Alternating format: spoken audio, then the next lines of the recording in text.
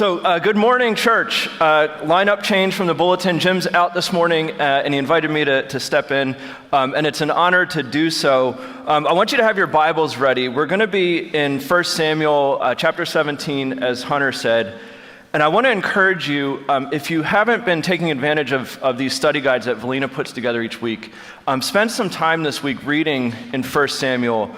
There's a lot in this passage and the surrounding context. And this study guide does a great job of bringing in a deeper connection to other scripture and some reflection questions. And I'm confident that it will be a blessing for you as you dig into that. So before we pick up in 1 Samuel chapter 17, as always, context is extremely important, and especially in passages like this. So in chapter 17, up to this point, Israel has a king named Saul. He's the first king of Israel, in fact. And since the Israelites have entered the promised land in that time of the judges, they've been begging God for a king so that they can look like the kingdoms around them. Everyone else has a king. We want a king. And the Lord anoints Saul and gives them their wish. So things are going well. King Saul is reigning, and the Israelites are winning battles. They're conquering lands. The Lord is delivering enemy after enemy into their hand, and things are going great, right? Life is good. Life is good until Saul disobeys the Lord. The Lord rejects him, and Saul's days are essentially numbered. The Lord has chosen a replacement for Saul before the time comes, and the replacement that he chooses is David, the youngest son of Jesse, a shepherd boy. And he's already sent his prophet Samuel to anoint David to replace Saul. And so all of this is going on, and in the midst of this sort of political change of power and all that's coming in that, the Israelites are in battle as well. They're lined up face to face with the Philistine army at a place called the Valley of Elah. The Israelites are on one hillside, and the Philistines are on the other, and the valley is sort of below in between them. Now, rather than just charge headlong into battle like a scene out of Braveheart, where there's just mass destruction and death, the Philistines have put a warrior in front of their battle line. It was a way in the time to fight a battle, to decide a battle without massive loss and bloodshed. So they've put their mightiest warrior in front of their battle line, and he calls out to the Israelites to send their mightiest warrior, and these two will sort of slug it out to decide the battle. For 40 days, Goliath, the mighty warrior, stands before the Philistine army, and morning and night, he taunts the Israelites. And up to this point, they haven't put anybody forth. Nobody will step up and volunteer to take the mission. That is until one day. David just happens to be on the battle line. His father has sent him to deliver food to his brothers and to check in. And while he's there, he sees what's going on, and he volunteers to fight Goliath. And so that's where we'll pick up today. So 1 Samuel chapter 17, we're going to pick up in verse 32. And I'm glad that Hunter shared the story of the battle, because we're going to stop a little bit before the action. So 1 Samuel 17, chapter 32. There's this conversation between Saul and David after David has volunteered to fight the giant. David said to Saul, "Let no one lose heart on account of this Philistine. Your servant will go and fight him." Saul replied, "You are not able to go out against this Philistine and fight him. You're only a young man, and he's been a warrior from his youth." But David said to Saul, "Your servant has been keeping his father's sheep. When a lion or a bear came and carried off a sheep from the flock, I went after it. I struck it and rescued the sheep from its mouth. When it turned on me, I seized it by its hair, struck it, and killed it. Your servant has killed both the lion and the bear. This uncircumcised Philistine will be like one of them, because he has defied the armies of the living God. The Lord who rescued me from the paw of the lion and the paw of the bear will rescue me from the hand of this Philistine." Saul said to David, "Go, and the Lord be with you." Then Saul dressed David in his own tunic. He put on a coat of armor and a bronze helmet on his head. David fastened his sword over the tunic and tried walking around because he was not used to them. I cannot go in these, he said to Saul, because I am not used to them. So he took them off. Then he took his staff in his hand, chose 5 smooth stones from the stream, put them in the pouch of his shepherd's bag, and with his sling in his hand, approached the Philistine. This is the word of the Lord. Thanks be to God. Okay, David and Goliath. I don't know about you, but every time I read this story, I immediately think back to my childhood, growing up in the church in Sunday school. And for those of you who are my age or perhaps a little bit older, you may remember the number one tool for discipleship in the 80s and 90s in Sunday school classrooms across America was the Bible story felt board, right? How many of you remember the Bible story felt board? It was this green felt covered thing that sat on an old rickety easel in the dusty corner of the Sunday school room. And there were little characters cut out of paper, and they had some kind of Velcro, and Sunday school teachers would use them to act out and to tell the stories to children, so it gave you a visual aid of especially a weird story like this, right? Ancient battles and things that we have no context for.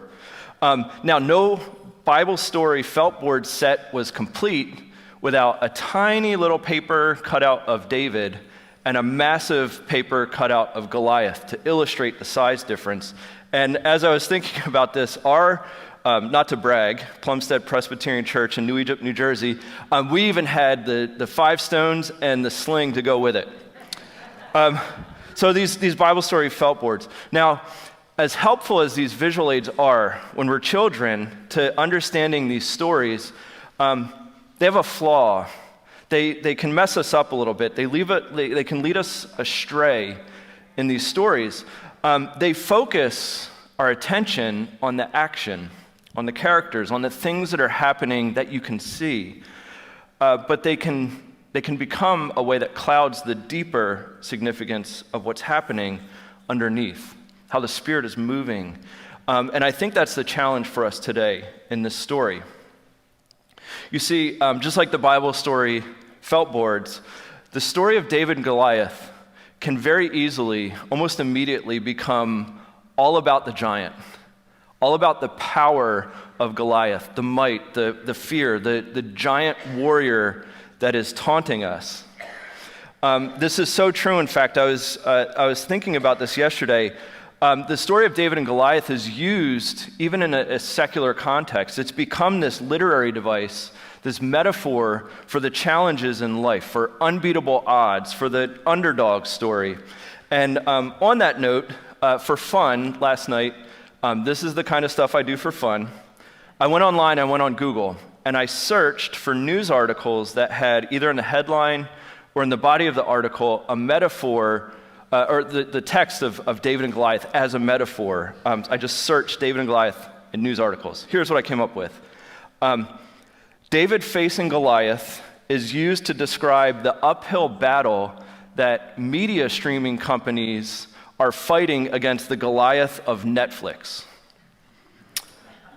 Yesterday morning, a sports writer felt that the running back matchup between LSU and Auburn was so unfairly lopsided that the challenge LSU faced rose to the level of biblical proportions not seen outside of the battle of David and Goliath. Here's the best one. The list went on, right? I could stand up here for 20 minutes and just read you entertaining article headlines. But the best one, my favorite one, I'll share this and then move on. I found a headline that read, "Frozen is the David to Fresh's Goliath." Naturally, I had to check it out. So I click on the article, and it's an article that outlines the concern that the perishability and the rising prices are pushing more shoppers in the grocery store to the frozen food aisle. In this article, frozen food is apparently a Goliath, or fresh food is apparently a Goliath, right? This metaphor is all around. And we cheat ourselves if we let this passage just simply be a story that gives us a frame of imagery for the challenges in our life. If we let it just stay a simple underdog tale of how a handsome and ruddy shepherd boy can overcome odds to defeat a giant, while the rest of the army stands shaking in their armor. This isn't just a story about taking down a giant. It's about how you approach the battle. There's no shortage of Goliaths in our lives. There are giants to battle: addiction, depression, unemployment, diagnosis, the pandemic, world hunger. That list could go on. In preparation for this morning, as I was thinking about the giants that we battle, I was looking for an inspirational story. I was searching online. I didn't find any in the headline list, but I was looking for a story that told of somebody with faith who, in the face of an overwhelming giant, refused the armor of the world and leaned instead on the promise of God. There's several of those stories out there, but as I came across each one, I felt this draw to share vulnerably about a Goliath in my life. And many of you know this story, but some of you may not. So several years ago, Amy, my wife, and I faced our own Goliath, a Goliath of loss, a Goliath of pain, the Goliath that some of you have faced of unexplainable pregnancy loss. Time after time, we sat in an ultrasound room praying that the absence of a heartbeat was simply mechanical failure of the equipment. We sat across the desk from doctor after doctor. The medical community had no answers for us. And they simply said that since we already had a daughter, since Marissa was born without any issues, that all potential diagnoses were ruled out. This was the Goliath that we faced for more than 40 days, to be sure. Amy and I were face to face with the giant of heartbreak, the giant of pain, the giant of confusion, a questioning that what comes next. And in that season, in those 40 days, there were many Sauls that stood on our battle line and offered us, tried to outfit us in their armor. And all of them were well-intentioned. All of them loved us. But there were other voices in that valley. There were those people in that valley who showed up in our lives. Some of them are in this room this morning. Those people who showed up and said, "The Lord who rescued you from lions and bears is with you." It became a season that drew Amy and I closer together and much deeper into our walk with Jesus and our pursuit of a deeper faith and into deeper relationships in this church family. And it became a season for us that we were able to see and to discern how the Lord was calling us into ministry. And I realized yesterday that was a vision that would have been difficult, if not impossible, to see if we were wearing Saul's loose-fitting helmet. People focus on the outward appearance. People focus on the circumstances, on the size of the giant. But the Lord focuses on the heart. So in all of this, the question becomes not what is the giant, they're out there, but how will you prepare to face those giants? David was immediately prepared to go in faith with the Lord. But Saul immediately tries to suit him up with the right armor and the tools for war, the things any rational warrior would do.